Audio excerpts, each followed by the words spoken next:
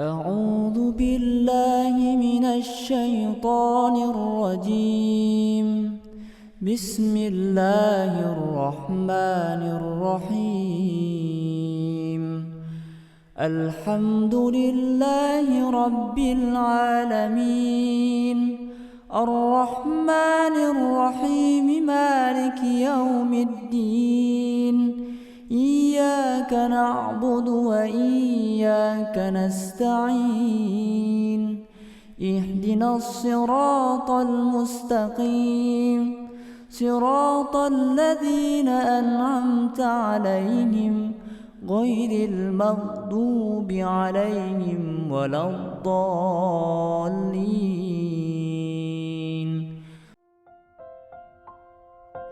Bismillahirrahmanirrahim.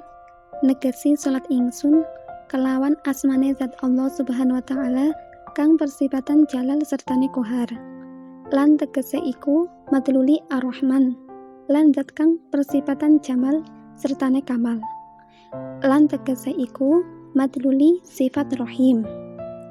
Moko utawi iki analika dadi patang martabat. Sijine martabat asma, kapindhone martabat zat, lan tegese lafaz Allah, lan kaping telu tibone jalal, tegese murbawis, lan kaping papate martabat jamal, tegese sempurna. Moko koso marang martabat papat, uluhiyah, lan ruhaniyah, lan jasmaniyah, lan hayawaniyah. Kitab Faidur Rahman merupakan kitab karya Kiai Soleh Darat dan termasuk salah satu karya tafsir yang belakangan ini banyak dikaji sejumlah sarjana dan peneliti. Kitab ini memiliki daya tarik karena disinyalir mempengaruhi pola pemikiran salah satu pahlawan Indonesia, yaitu R.A. Kartini. Kitab Faidur Rahman ditulis pada malam Kamis 20 Rajab 1309 Hijriah atau bertepatan pada tanggal 19 Februari 1892 Masehi dan selesai pada malam Kamis 9 Desember 1892 Masehi. Latar belakang dari kitab ini adalah permintaan teman R.A. Kartini dan keprihatinan Kiai Haji Soleh Darat karena orang-orang Jawa ketika itu sibuk dengan urusan fikih sehingga melupakan untuk mentadabbur Al-Quran. Kitab ini diawali dengan muqaddimah surat Al-Fatihah, kemudian dilanjutkan dengan surat Al-Baqarah. Namun kitab ini tidak selesai sampai 30 juz. Ada yang mengatakan kalau kitab ini sudah dikerjakan sampai surat Ibrahim, namun tidak semuanya sampai pada kita sekarang ini. Dan kitab tafsir ini bercorak tafsir sufi.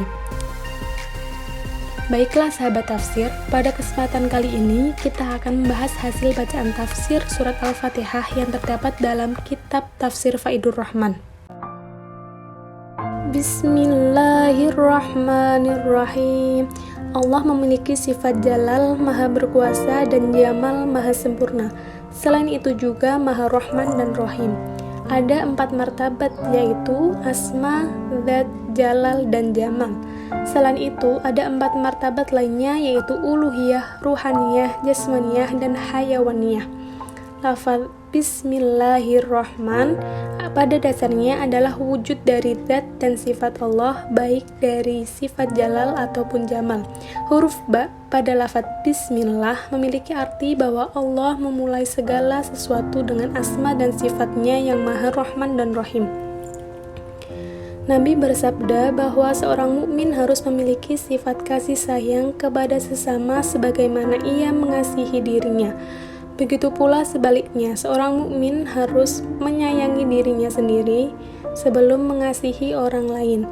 Ada riwayat yang mengatakan bahwa alif pada lafaz Bismillah tidak ada dikarenakan sudah dicuri oleh iblis, sehingga ketika ditulis dianjurkan untuk memanjangkan huruf ba. Alhamdulillahirrabbilalamin. Segala sifat kesempurnaan itu hanya milik Allah Subhanahu wa ta'ala. Adapun macam-macam pujian ada 3. Pertama, ketika hamba memuji kepada Tuhannya dengan sebagian sifat Tuhannya, maka itu dinamakan tsana. pertama itu khusus dilakukan dengan lisan. 2. Memujinya hamba kepada Tuhan karena pemberian dan nikmatnya, maka itu dinamai dengan syukur. Syukur itu dilaksanakan dengan perbuatan. 3. Hamba memuji kepada Tuhannya dengan melaksanakan semua sifat Tuhan atau yang sering kita sebut dengan madhu. 3 perkara di atas tidak bisa dimiliki oleh manusia atau mukhol. Manusia hanya bisa taklid kepada Allah Subhanahu wa Ta'ala. Adapun yang dimaksud dengan Rabbil Alamin ialah zat yang menguasai makhluk-makhluknya di alam semesta dan bersifatan dengan jalal dan jamal, yaitu Allah menganugerahkan jasmani dengan dikaruniai berbagai nikmat dan menjaga rohani dengan beberapa kemuliaan. Ar-Rahmanir-Rahim. Kiai Haji Soleh Darat menafsirkan ayat 3, yaitu pujian kepada zatnya dengan segala sifat kesempurnaannya, karena tidak ada makhluk yang mampu memujinya dengan sempurna sehingga memuji dengan menafikan segala sifat kekurangan dari zat Allah.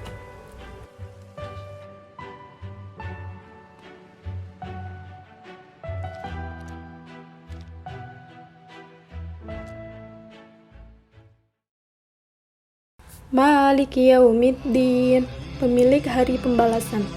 Ada perbedaan para ulama yang membaca Maliki dengan adanya alif, yang demikian artinya zat yang memiliki dan menguasai hari kiamat. Tidak ada orang yang bisa mewujudkan hari kiamat, hanya Allah Subhanahu wa Ta'ala yang bisa mewujudkan hari kiamat dan yang menguasai tentang adanya hari kiamat. Sebagian yang lain membaca Maliki Yaumiddin tanpa alif, yang demikian artinya Allah zat yang merajai hari kiamat. Pendapat sebagian ulama membaca Maliki dengan alif lebih utama karena dengan alif tersebut menambahnya ganjaran.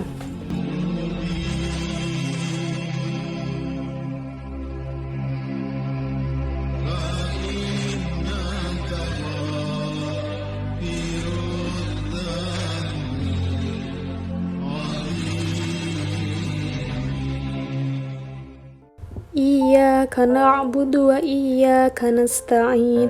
Tidak ada tempat menyembah dan meminta pertolongan kecuali kehadapan Allah dan perintah untuk terus-menerus meraih ma'rifat Allah. Menurut Kiai Haji Soleh Darat, alasan iyyaka menggunakan kata jamak yaitu memberi dua makna. Pertama, seorang muslim yang dianjurkan untuk selalu sholat berjamaah. 2. Memberitahu kita bahwa selama ini kita tidak sendiri, melainkan didampingi oleh malaikat kiramang katibin. Ihdinas syiratal mustaqim. Tafsir pada ayat ini yakni hidayah yang kita minta kepada Allah adalah hidayah yang telah diberikan kepada Nabi. Imam Al-Ghazali membagi hidayah menjadi 3 macam. Pertama, hidayah untuk orang umum, hidayah am. Kedua, hidayah untuk orang khusus, hidayah al-khas. Ketiga, hidayah khusus di antara orang-orang khusus, hidayah khawas al-khawas. Selanjutnya, makna syirat itu diperuntukkan bagi ashabul yamin. Syiratul mustaqim adalah jalan menuju Allah Subhanahu wa Ta'ala. Firman Allah, wa innaka latahdi ila syiratil mustaqim. Adapun bahwa syirat ini diperuntukkan bagi as-sabiqin, selaras dengan firman Allah, was-sabiqun as-sabiqun ulaikal muqarrabun. Syiratal ladzina an'amta 'alaihim ghairil maghdubi 'alaihim waladdallin. Artinya jalan yang ditempuh para rasul, nabi, syuhada, wali dan para ulama. Lafal al-maghdubi adalah orang yang dimurkai Allah, tidak mendapatkan cahaya dari Allah, sehingga tersesat dan bingung. Bisa juga berarti orang yang tidak mendapatkan taufik sehingga terhinakan. Adapun lafal ad-dallin, tafsirnya yakni orang yang menyimpang dari jalan yang lurus, mereka yang meninggalkan ilmu syariat, hakikat dan tauhid. Sedangkan orang yang tersesat adalah orang yang menyembah hawa nafsunya dan dunia.